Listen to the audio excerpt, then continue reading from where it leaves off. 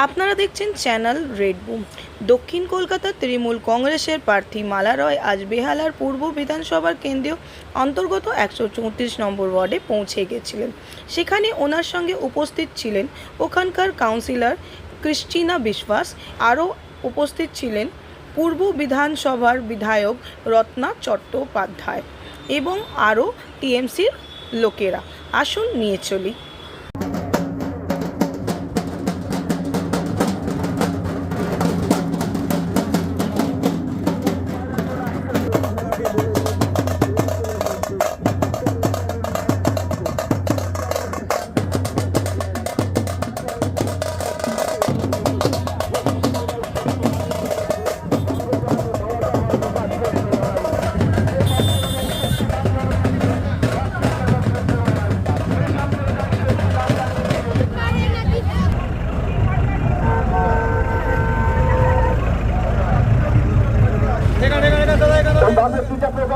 আশীর্বাদ ধন্যবাদী শ্রীমতী মাসের উপর গোলাপের চিহ্নে ভোট দিয়ে বিজয়ী বুঝতে পারি। হাতটা টুকলো না, বারণ করছেন।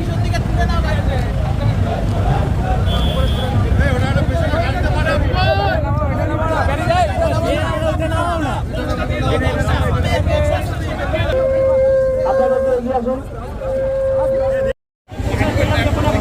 তখন নিশ্চয়ই দেখেছে, এটাও দেখেছে সমস্ত মানুষ করে আশীর্বাদ করছেন, যেভাবে তারা শুভেচ্ছা জানাচ্ছেন, যেভাবে তারা বার্তা দিচ্ছেন, তাদের শারীরিক ভাষায় সেটা বলে দিচ্ছেন। প্রত্যেকটি ওয়ার্ডে আমাদের আমাদের পদযাত্রাগুলো হচ্ছে, আর আমাদের সহকর্মীদের সঙ্গে পায়ে পা মিলিয়ে সবাই থাকছেন, থাকছেন, সবাই থাকছেন এবং আমরা মানুষের কাছে এবং মানুষ খুব সুন্দর করে আমাদের যেটা নির্বাচনের সময় আমরা বুঝে নিতে পারি যে সাধারণ মানুষ কোথায় যাচ্ছে। আমি এই শুভেচ্ছা সব ওয়ার্ডেই প্রায় পেয়েছি। আমি অগ্রাধিকার পাবে যেটা প্রায়োরিটি, সেটা আমাকে বাঁচতে হবে, যেটা আগে করা দরকার নিশ্চয়ই সেটা করবো। এবং পরবর্তীকালে আবার যখন সেকেন্ড ফেজে যদি আবার যেটা নেক্সট প্রায়োরিটি, সেটা আবার পরের পদক্ষেপে একবারে তো এক বছরের মধ্যে সব করা সম্ভব না। 5টা বছর সামনে, যেটার পরে 5টা বছর সামনে পাবো এবং সেভাবেই উন্নয়ন করার চেষ্টা করবো, যেরকম গত 5 বছর আমরা করেছি সেভাবেই করবো। ন্যাক্কারজনক ঘটনা, তাহলে মানুষকে আজকে মমতা বন্দ্যোপাধ্যায় যেটা বলছিলেন বা আমাদের দল বলছিল বা অভিষেক বন্দ্যোপাধ্যায়রা বলছিলেন এটা সাজানো ঘটনা, তাহলে আজকে সেটা প্রমাণ হয়ে গেল। এখন সেটা চলছে এবং সেটা ইনভেস্টিগেশন হোক, আরও আগামী দিন আরও নতুন তথ্য পাওয়া যাবে। এরকম বহু ঘটনাই ঘটাবে ওরা, যেটা আগামী দিনে তৃণমূলকে চাপে রাখার জন্য বা অ্যালাইন করার জন্য তারা এইসব ঘটনা ঘটিয়ে যাবে। আজকে ভাইরাল হয়েছে, ওদের আবার দায়িত্ব ওরা প্রমাণ করুক। শুভেন্দু অধিকারী নোংরা খেলাটা সারা বাংলায় খেলছে, সেটা তার যে কনভিন্স করেছিল তা সে আরও ভালো বেশি বলতে পারবে। সে তো আজকে উত্তর দেয়নি কেন? তাকে তো প্রশ্ন করেছিলেন সাংবাদিকরা, তিনি তো কোনো উত্তর দেননি, তিনি এড়িয়ে গেছেন বলে আমি পুরো ঘটনা জানি না তাই বলতে পারবো না। তিনি সবটাই জানেন, সবটা জেনেই যখন ধরা পড়ে গেছে আর কি বলবেন। এখন এটা হচ্ছে তাদের প্রমাণ করতে হবে যে ঘটনাটা সত্যি মিথ্যে ছিল। তারাই প্রমাণ করুক, যারা এই ঘটনাটা ঘটিয়েছিল, যারা নেপথ্যে ছিল, যারা মহিলাদের সাজিয়ে এটা বলিয়েছিল, আগামী দিন সত্য প্রকাশ করে।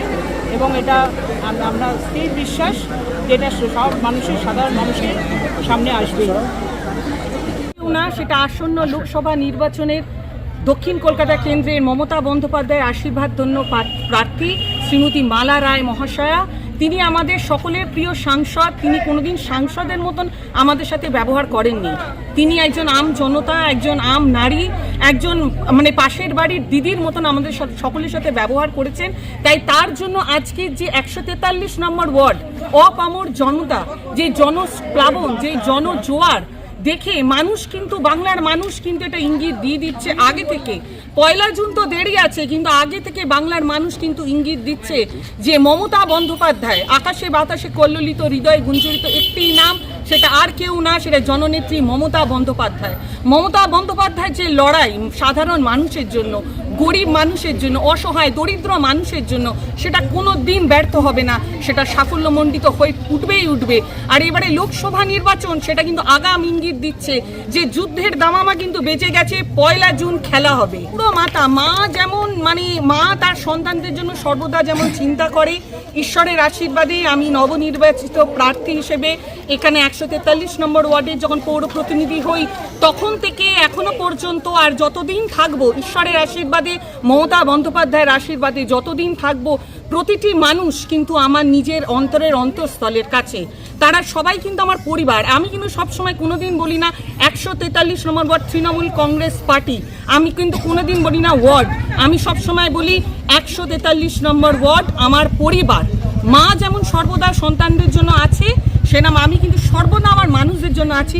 কিন্তু হ্যাঁ, এটা অ্যাডেড এরিয়া, আন্ডারডেভেলপড এরিয়া, অনেক কাজ এখনো বাকি আছে। গত 2 বছরে আমি যে পৌর প্রতিনিধি হয়ে, এটা আমার 3rd ইয়ার আমি পা দিয়েছি। এটা 5 ইয়ারের টেনিওর যেটা থাকে, 3rd ইয়ারে আমি পা দিয়েছি। 3rd ইয়ারে আমি এতটা বলতে পারি যে মানুষের কাছে কিন্তু আমি পৌঁছে গেছি। সমস্যা নিশ্চয়ই থাকবে, সমস্যা কোনোদিন একদিনে মেটানো যাবে না। আগেই যেটা বললাম, এটা অ্যাডেড এরিয়া, যার জন্য সমস্যা থাকবে। কিন্তু আমি মানুষকে সবসময় আশ্বস্ত করি, তারা যদি সমস্যায় থাকে আমি তাদের কাছে তাদের সমস্যার সাথে আমি সবসময় আছি, তাদের সমস্যার সম্মুখীন আমি তাদের কাছে সবসময় পৌঁছে যাব। তারা যদি রাস্তায় জলের মধ্যে থাকে, বাড়িতে জল ঢুকে যায়, আমি কিন্তু সেই জল ভেঙে তাদের মধ্যে গিয়ে তাদের কাছে গিয়ে পৌঁছে যাই। তারা কি করে স্কুলের বাচ্চা কোলে নিয়ে পার করছে, সেটা আমিও কিন্তু তাদের সাথে সাহায্য করে, তাদের হাতে তাদের সব সময় তাদের সাথে থাকি। এটাই বলবো যে একটা পৌর প্রতিনিধি হিসেবে এটা আমার ওয়ার্ড, এটা আমার পরিবার। আর প্রতিটা মানুষ, আমার প্রতিটা সহকর্মীকে আমি পাকে ধন্যবাদ দেব, হাত দুটো ধরে ধন্যবাদ দেবো, পা দুটো ধরে প্রণাম করব। এত সুন্দরভাবে তারা সব সময় আমার সাথে থাকে।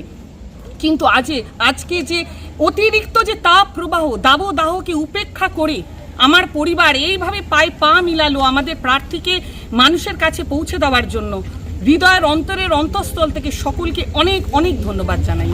আপনার নাম আর ডেজিগনেশন? শ্রীমতী ক্রিস্টিনা বিশ্বাস, 143 নম্বর ওয়ার্ড পৌর প্রতিনিধি।